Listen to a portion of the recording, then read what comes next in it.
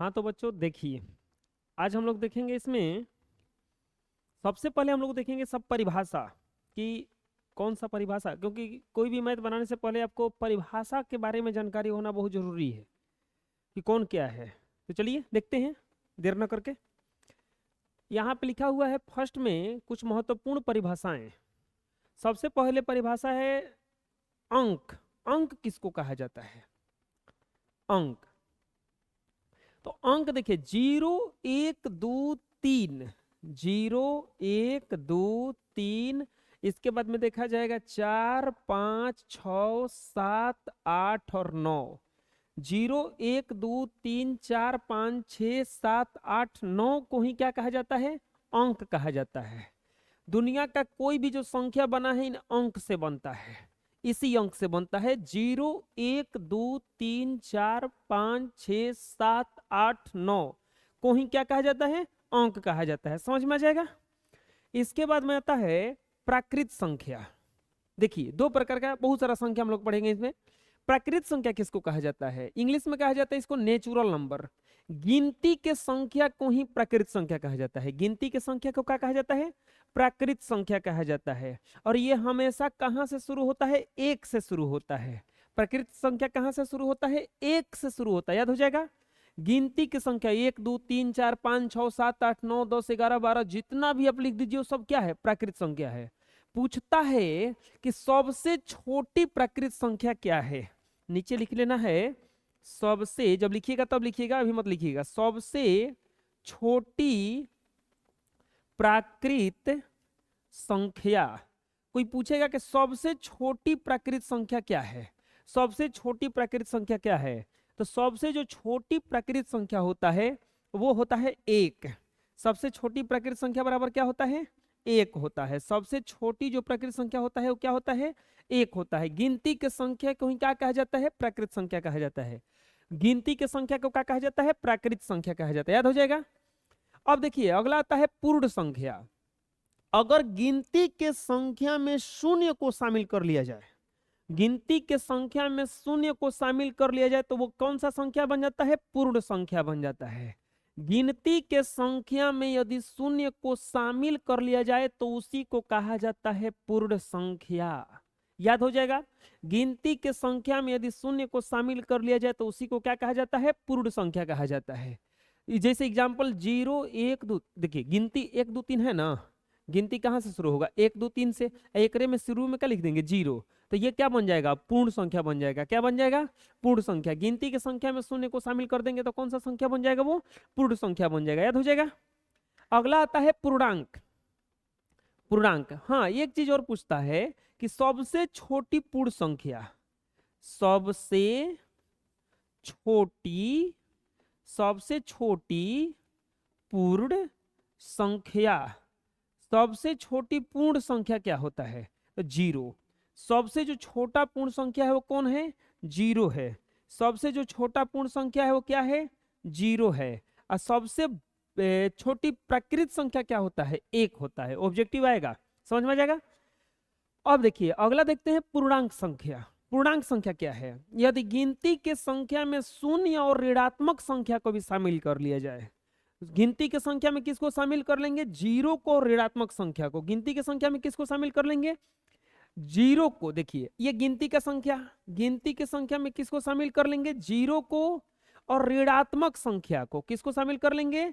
ऋणात्मक संख्या को। 0 को ऋणात्मक संख्या को अगर शामिल कर लेंगे, 0 को ऋणात्मक संख्या को शामिल कर लेंगे तो इसी को कहा जाता है पूर्णांक संख्या। इसी को क्या कहा जाता है? अब देखिए गिनती के संख्या में क्या आता है? 1 2 3 4 5, ये सब क्या है? गिनती की संख्या है। एकरा में शामिल कर लीजिए 0 को, देखो 0 हो गया। अब फिर शामिल कर लीजिए ऋणात्मक संख्या, -1 -2 -3 -4। तो ये सब कौन सा संख्या हो गया? ऋणात्मक संख्या। ये तो इन टोटल को क्या कहा जाएगा? पूर्णांक कहा जाएगा। टोटल को क्या कहा जाएगा? इसमें पूर्णांक कहा जाएगा। समझ में आ जाएगा। टोटल को क्या कहा जाएगा? इसमें पूर्णांक कहा जाएगा। याद हो जाएगा। टोटल को क्या कहा जाएगा? इसमें पूर्णांक कहा जाएगा। टोटल को क्या कहा जाएगा? इसमें पूर्णांक कहा जाएगा। समझ में आ गया। तो गिनती के संख्या में यदि शून्य और ऋणात्मक संख्या को शामिल कर लिया जाए तो उसे पूर्णांक संख्या कहते हैं। जैसे -3, -2, -1, 0, 1, 2, 3, समझ में आ जाएगा। चलिए लिखिए इसको।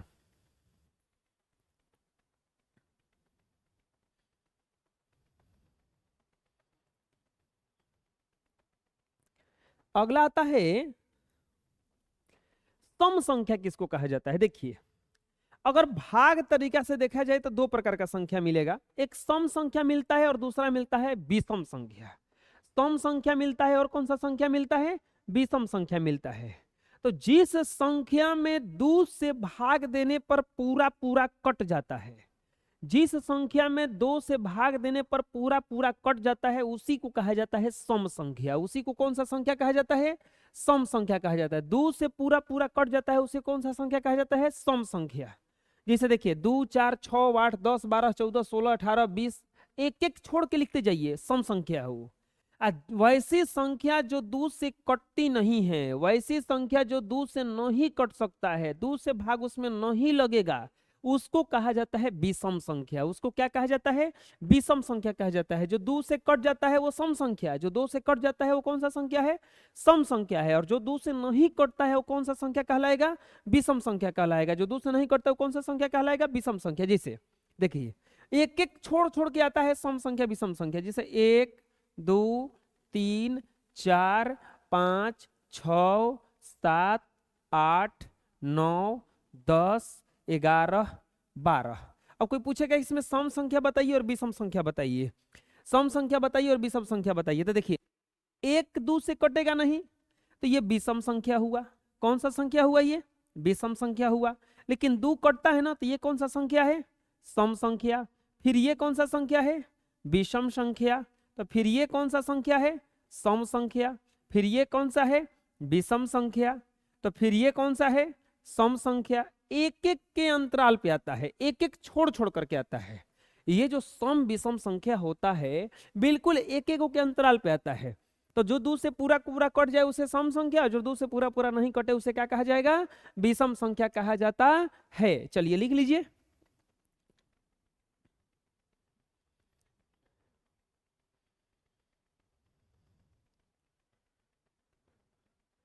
अगला आता है भाज्य संख्या। देखिए इसमें है भाज्य संख्या, अभाज्य संख्या, सहअभाज्य संख्या। भाज्य संख्या, अभाज्य संख्या, सहअभाज्य संख्या। देखिए परिवार में 2-3 तरह के लोग होंगे। एक होंगे जो सबसे बोलते होंगे, सब कोई से बोलता होगा अच्छा से। दूसरा का होता है कोई कोई जो किसी से नहीं बोलता है। और तीसरा का होता है कि अपने में नहीं बोलेगा, अब बाकी दुनिया जहान में सबसे बोलेगा वो। 3 प्रकार का संख्या, 3 प्रकार का आदमी होते हैं। और ऐसे ही देखिए ये भी है, एक भाज्य संख्या है, एक अभाज्य संख्या है और एक सहअभाज्य संख्या है।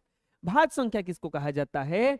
वैसी संख्याएं जो एक और स्वयं के अलावे किसी एक और संख्या से कट जाए उसे भाज्य संख्या कहते हैं।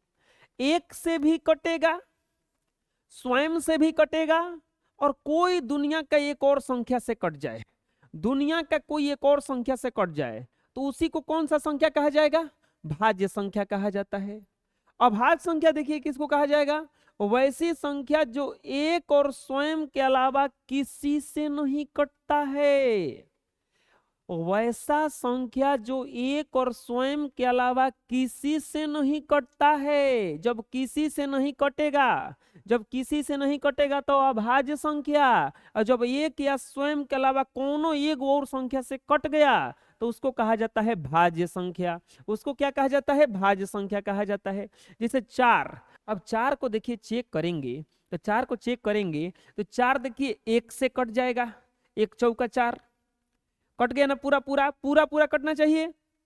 अब 4 को देखेंगे तो स्वयं से देखते हैं, स्वयं मतलब खुद से, खुद से 4 कटेगा कि नहीं कटेगा? तो खुद से भी कट जाएगा। देखिए 4 एकम 4 कट गया।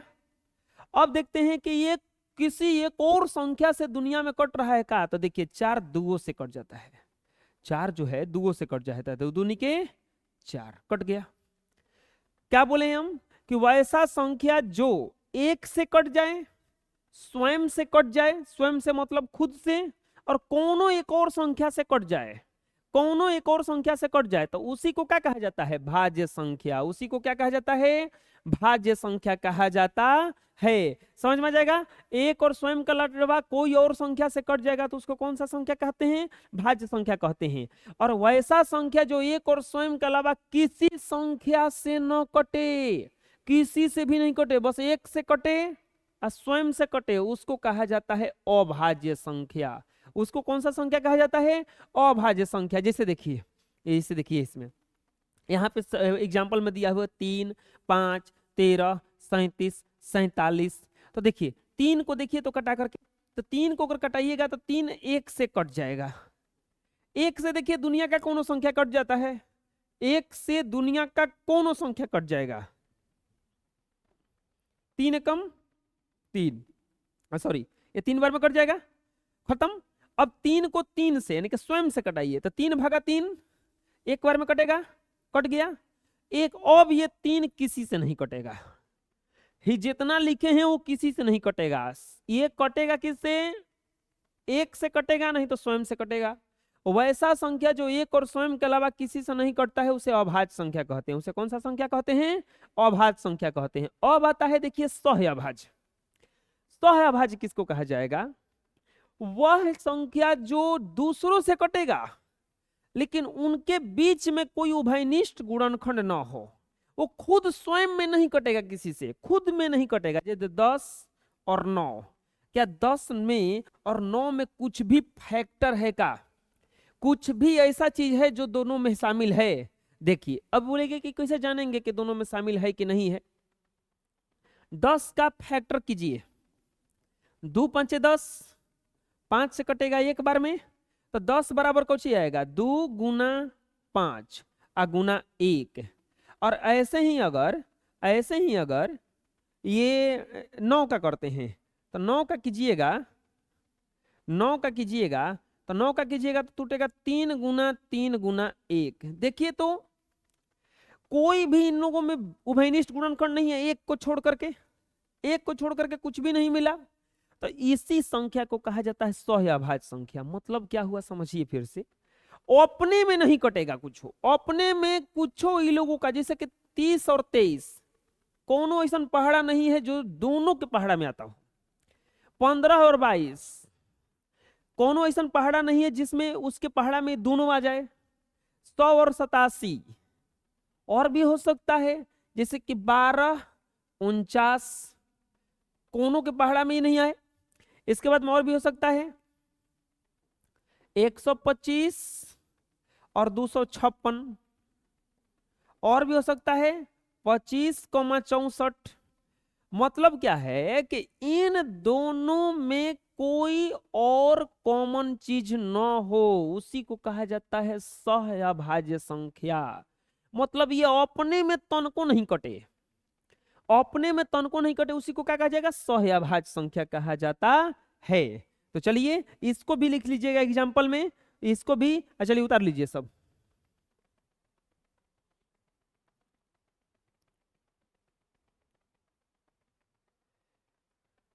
नेक्स्ट आता है देखिए परिमेय संख्या। नेक्स्ट आता है आपका परिमेय संख्या। परिमेय संख्या किसको कहा जाता है? वैसी संख्या जिसे P बटा Q के रूप में लिखा जा सके, जहां Q is not equal to 0 हो, उसे परिमेय संख्या कहते हैं। वैसी संख्या जिसे P बटा Q के रूप में लिखा जा सके, जहां Q is not equal to 0 हो, उसे परिमेय संख्या कहते हैं। अथवा वैसी संख्याएं जो वर्गमूल के रूप में रहे और उसका पूरा वर्गमूल निकल सके तो उसे परिमेय संख्या कहते हैं। पूरा अगर उसका वर्गमूल निकल गया, पूरा उसका वर्गमूल निकल गया तो उसी को कहा जाता है परिमेय संख्या। और नहीं तो P बटा Q के रूप में लिखा जा सके, उसी को कहा जाता है परिमेय संख्या। जिसे देखिए यहाँ पे लिखा है 2/3, ये पहले ही से P बटा Q के रूप में है कि नहीं है? है। ये 4/5 है, ये पहले ही से P बटा Q के रूप में है कि नहीं है? है। ये -7/9 है, ये पहले ही से P बटा Q के रूप में है कि नहीं है? है। ये 2.3 लिखा है, देखिए 2.3 लिखा है, इसको लिखा जा सकता है 23/10। क्या लिखा जा सकता है इसको? 23/10। आ गया P बटा Q के रूप में। यहाँ पे लिखा हुआ है 4.5, इसको लिखा जा सकता है 45/10। पॉइंट हटाना बताएंगे, टेंशन मत लीजिए। इसे बाटा में लिखा जा सकता है, तो ये सब परिमेय संख्या है। अब देखिए 49 का वर्गमूल होता है, अगर 49 को तोड़िएगा तो टूटेगा 7 गुना 7 पर, और 7 गुना 7 का वर्गमूल होता है 7। 7 गुना 7 का वर्गमूल कितना हो जाएगा? 7। 100 को तोड़िएगा तो ये टूटेगा 10 गुना 10 पर, अब वर्गमूल में से 2 पर एगो निकल जाता है, कि एगो निकलेगा 10। 625 को तोड़िएगा तो टूटेगा 25 गुना 25 पर, 25 गुना 25 पर, और इसमें का वर्गमूल में से निकलिएगा तो निकल जाएगा सिर्फ कौन इसमें से 25। सुनिएगा ध्यान से, वैसी संख्या जिसका पूरा पूरा वर्गमूल निकल जाता है उसी को कहा जाता है परिमेय संख्या, और नहीं तो जिसे P बटा Q के रूप में लिखा जा सके उसी को कहा जाता है परिमेय संख्या। समझ में आ जाएगा? तो चलिए जल्दी से लिख लीजिए।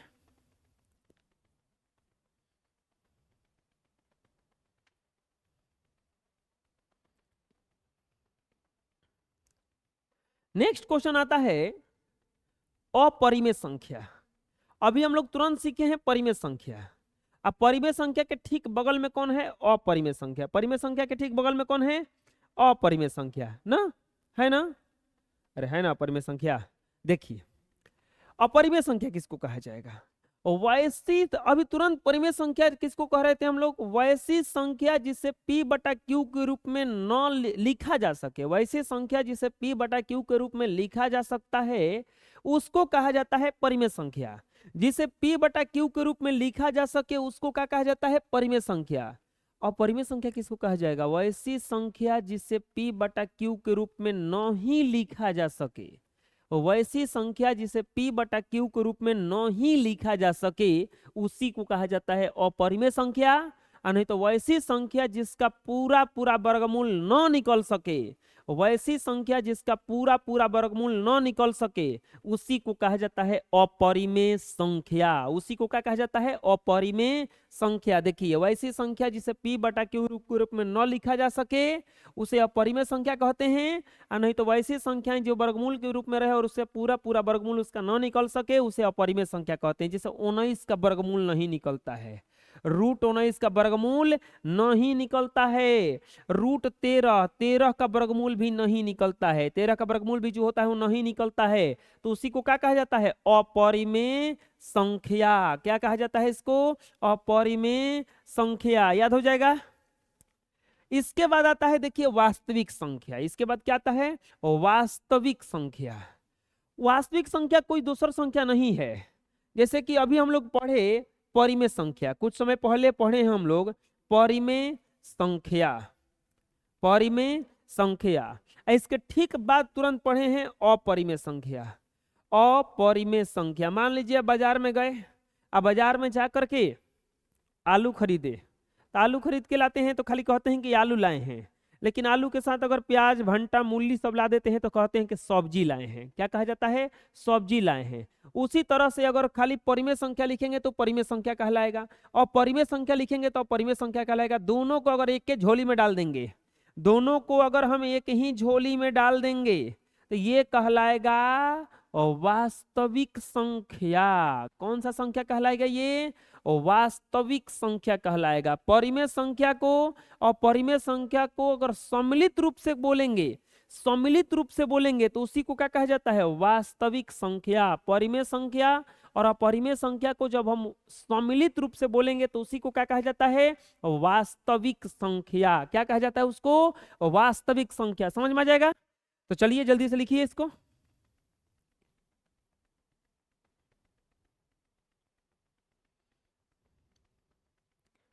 अगला आता है क्रमागत संख्या। नेक्स्ट क्या आता है आपका? क्रमागत संख्या।